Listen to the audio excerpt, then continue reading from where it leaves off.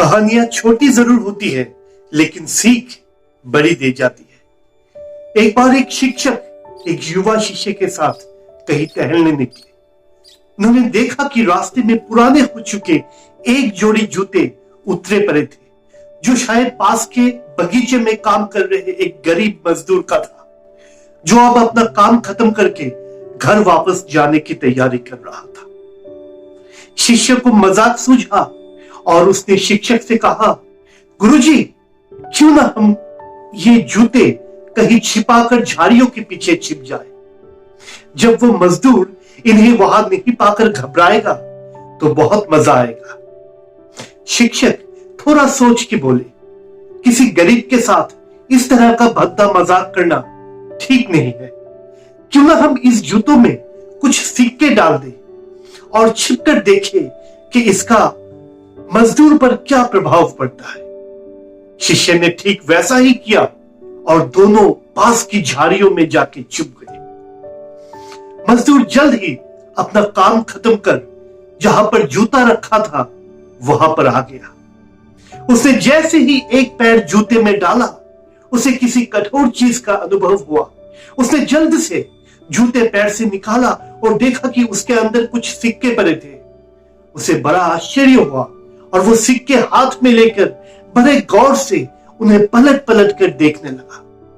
फिर उसने चारों तरफ देखा, लेकिन दूर दूर तक कोई नजर नहीं आया।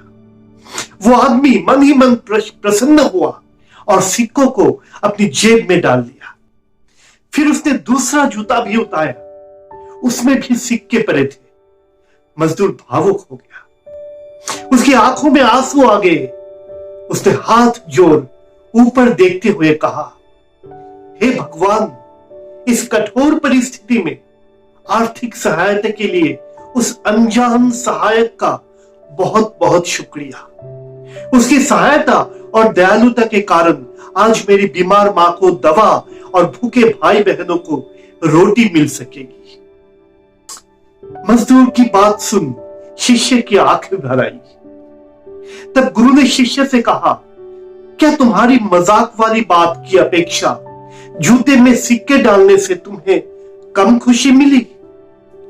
शिष्य बोला, आपने आज मुझे जिंदगी का सबसे महान पाठ पढ़ाया है, उसे मैं जीवन भर नहीं भूलूंगा। आज मैं उन शब्दों का मतलब समझ गया हूं जिन्हें मैं पहले कभी नहीं समझ पाया था, कि लेने की अपेक्षा देना कहीं अधिक संतोषजनक और आनंददायी है। देने का आनंद असीम है, देना डिवाइन है, देवत्व है। दोस्तों, सही मायने में जॉय ऑफ गिविंग से बढ़कर और कोई सुख नहीं है। हमें इस कहानी से शिक्षा लेते हुए अपनी अपनी क्षमता के अनुसार जरूरतमंदों को हेल्प करनी चाहिए और गरीब और असहाय लोगों की हर संभव सहायता करनी चाहिए। इस दुनिया में कोई असफल नहीं होता जो दूसरों की बोझ हल्का करता है। जो हाथ दूसरों की मदद के लिए उठते हैं, वो हाथ प्रार्थना करने वाले हाथों से कहीं अधिक पवित्र होता है। कहते हैं कि खुदा भी अपनी रहमतों की उस पर बरसात करता है जो जरूरतमंदों की मदद के लिए आगे बढ़ता है।